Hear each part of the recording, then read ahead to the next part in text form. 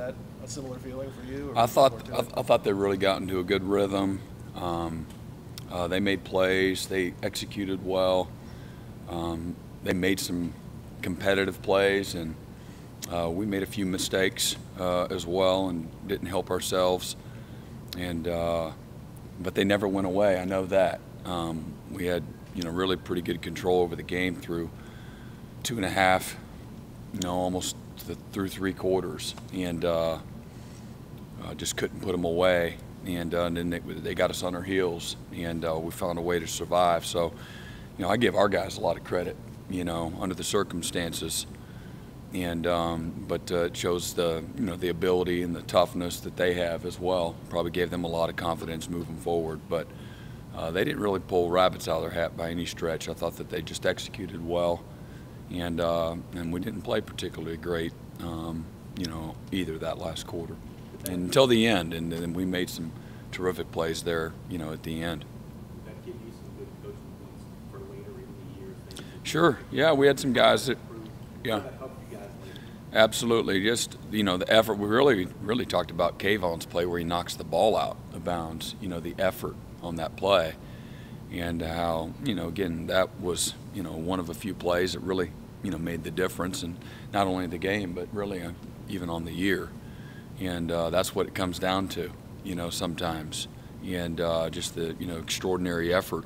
You don't ever give up on a play.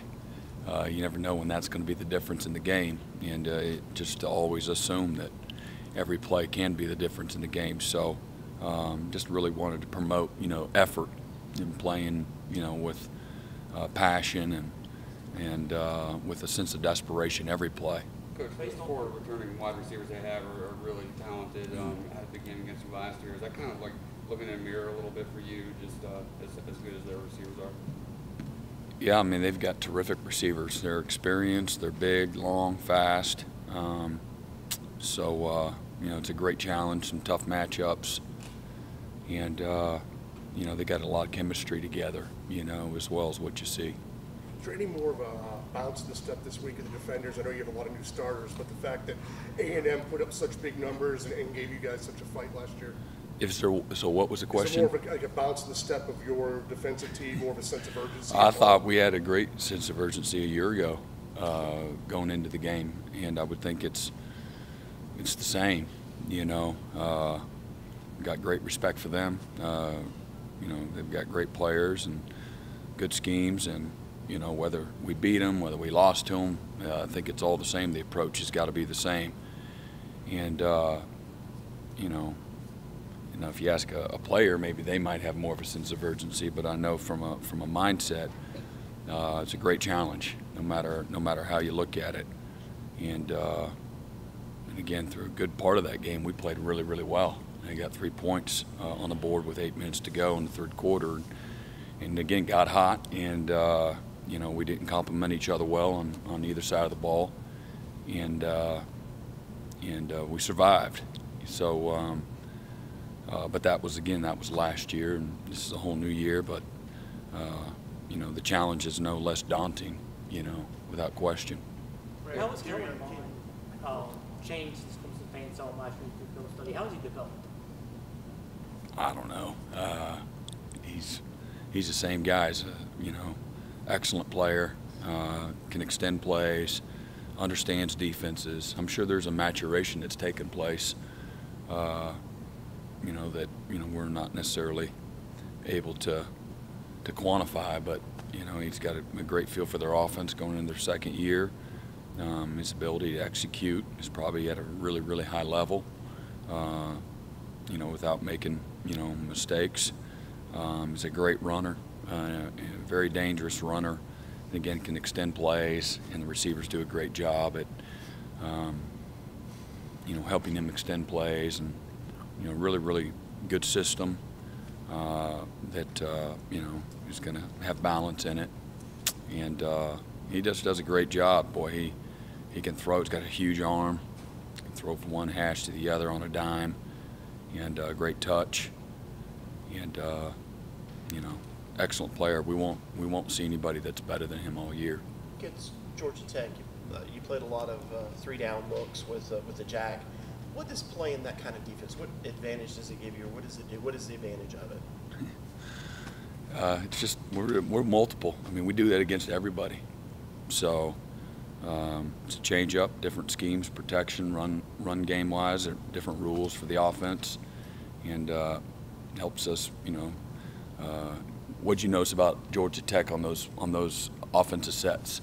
So you saw our defensive sets. What'd you notice about their offensive sets? They were very spread. Yeah, they go all the way to the sidelines. All the way to the sidelines. So it helps you, cover more grass. And so it's just a change up. Brent, DK's first starting corner after you graded out on film. What do you think of him in your own personal? Yeah, he had a winning grade. Played well. Wasn't challenged a whole lot, but was really in good position. His fundamentals and technique were really, for the most part, really good. And his maturation through fall camp was, really noticeable as well. Coach, how important is it him to Yeah. his matchup going into this? Everybody's matchup's important. His matchup, I'll be very honest, is no more important than anybody else's.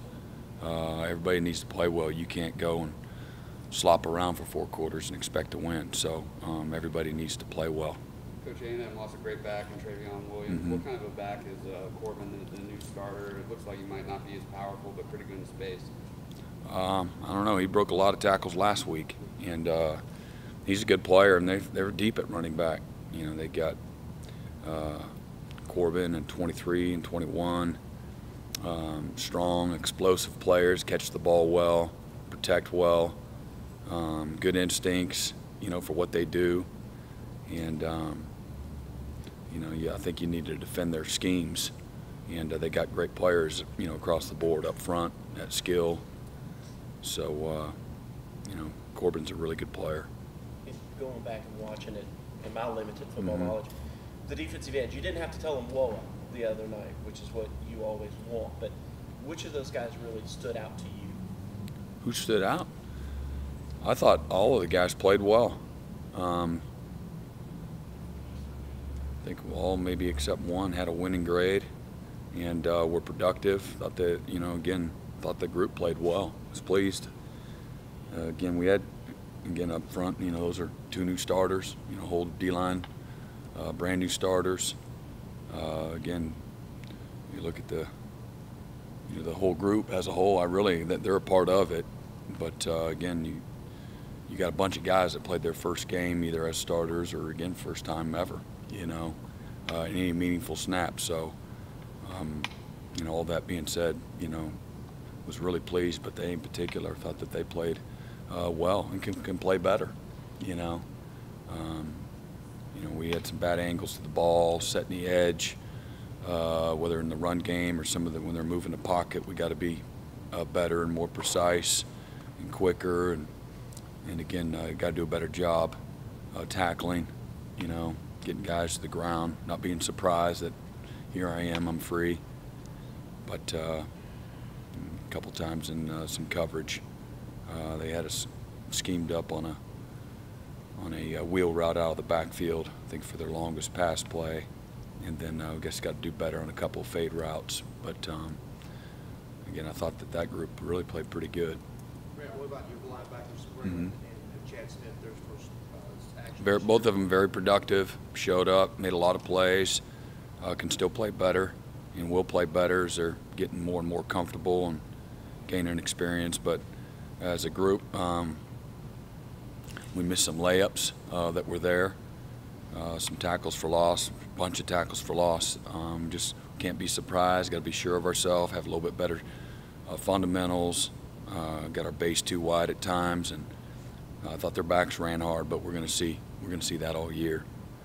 And so we just got to do a better job finishing plays and getting guys on the ground. But managing the game and some of our coverage and overall execution good. Just got to clean up really some tackling and guys take a little bit better angles at times. Mm-hmm. Denzel Johnson said that when he thinks back, he thinks he caught your eye his senior year in a playoff game against Daniel. Yeah. Do you recall that? Yeah, he was all over the field. Coach Swinney was there as well.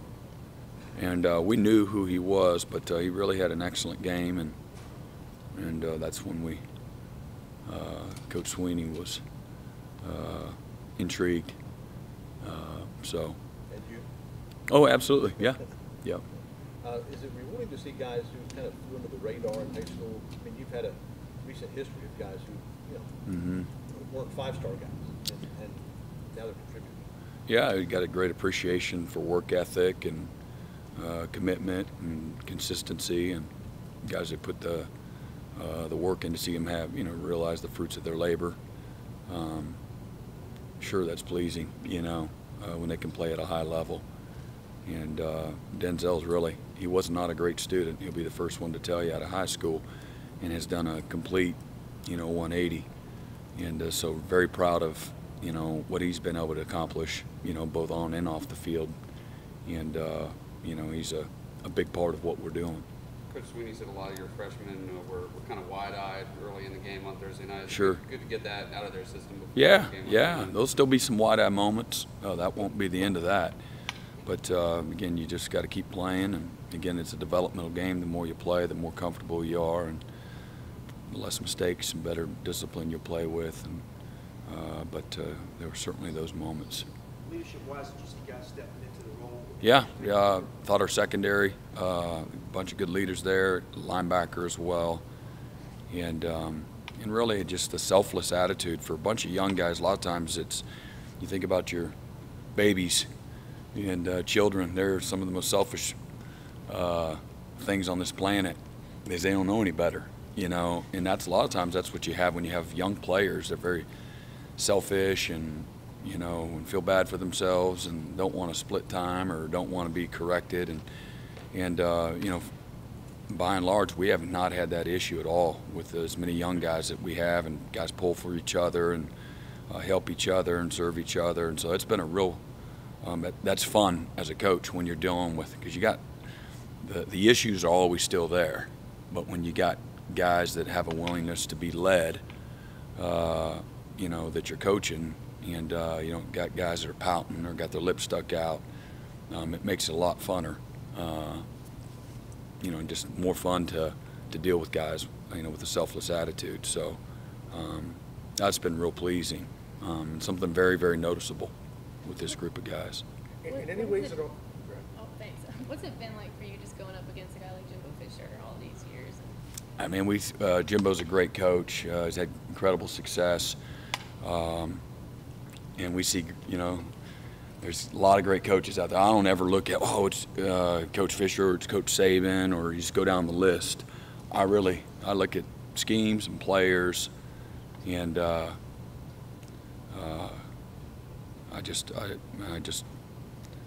but he's had incredible success. He's a winner and knows what he's doing. But I spend zero time on reflecting about that, to be honest. Sorry, what about his scheme?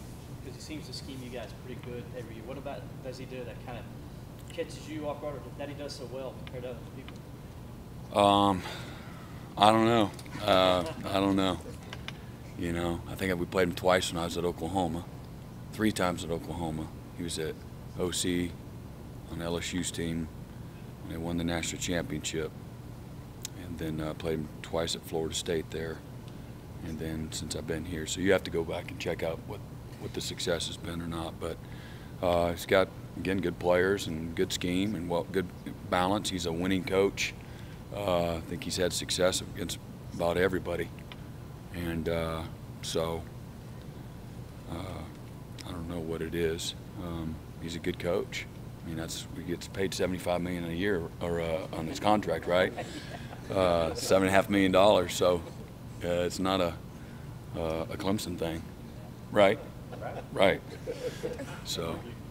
Brent, in any ways at all, is it more satisfying in any ways at all to coach a guy like a Chad Smith, or Scott mentioned Denzel earlier, that wait their turn and really stick out the highs and lows, as opposed to a Christian Wilkins or another guy that walks in a lot more ready-made to hit the field? You have an appreciation for all of them. If you got a hot shot, really talented guy that, has got poor work habits and he's self-indulged, and that's no fun to coach that guy. That can be a cancer in your program. So it's really, you enjoy coaching all of them, but especially when they've got, again, humility and toughness and work ethic. I think that's what, makes it fun to see them have success, and, just have a great appreciation and respect for guys that maybe have to work a little harder or, be a little more patient. It's neat to see those guys get rewarded as well, and great examples. You don't have everybody come in, that just add water. Most of them you have to assemble. It takes time to do that, and so I think the core of your team are going to be guys that you have to assemble. And when you got some special players that have unique skill sets and are really talented, you add that to that other group of guys, I think that's a great combination. Coach Scott just said you often see the most improvement from week 1 to week 2. We hear that all the time from coaches. Is that an axiom that you buy into? I don't know. I'm sure there's some statistics that say that. I don't know. I think that I always think that the best teams and the best units that I've been around, one of the defining characteristics is you do get better, and there doesn't mean there's failure along the way. You don't have a bad game, bad plays, but in the body of work that you get better. And again, which you would expect the more you play, and but it doesn't always happen either. And so that's the challenge with guys, to continue to come and go to work every day, and fundamentals and technique and eyes and all the little things that make the big difference. But you're hopeful that'll take place. Jimbo came up under Saban and kind of has that similar aura or way he does things, I guess. Dabo has presented, I think, a very different way of doing things. As you talk to younger coaches now or other coaches, do you find there's more kind of interest in Dabo's philosophy about how things are done, or that there's more people kind of emulating him in the coaching ranks? And you're talking about scheme or just kind of in the way they run a program? Yeah, I mean, I've never worked for Saban or Jimbo, so I really, don't know. But I know that here, there's great balance. Coach Swinney, you got to grind. You want to be successful, you got to grind. You're never going to be able to run away from that. But Coach Swinney, chooses to have fun along the way, to enjoy the journey, and to bring proper perspective, and really reinforces that. Not just says, hey, we need to have fun, so everybody put a smile on your face and have fun. And I know you know that, but he reinforces it by living that out, and choosing to look at the bright side and the positivity, and again, enjoying the relationships and things of that nature. Trying to serve the players during the process, and not the other way around.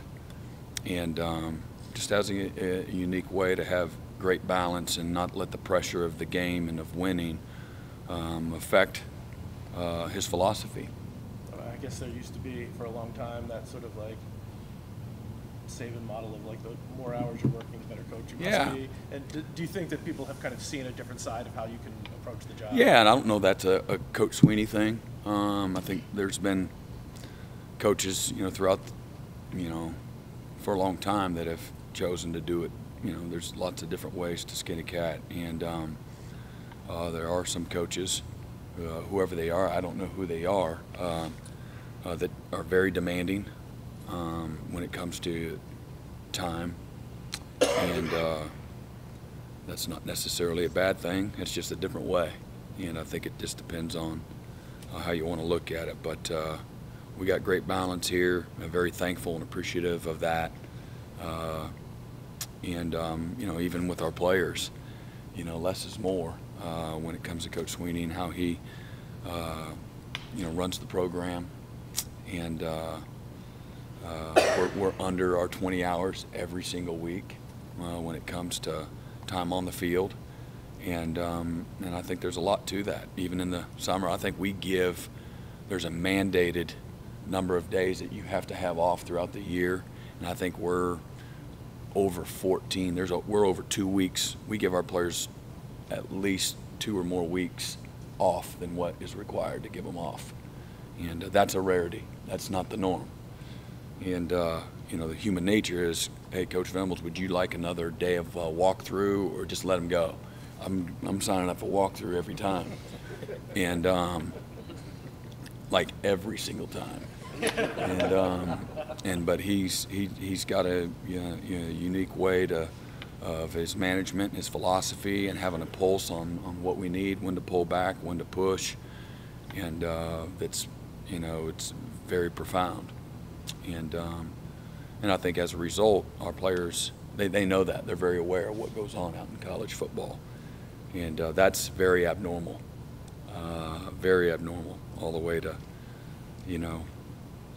again, I know we've probably talked about it, but multiple playoff or national championship games, cutting out 45 minutes of meeting time to talk about, life lessons and to take pressure off guys and things of that nature. And you're scrambling, feeling like you're squeezed with your time and what happened to my meeting. And but again, that's a classic examples. Less is more sometimes. All right. Thank you, Coach. Okay. Thanks, Brent. Yep.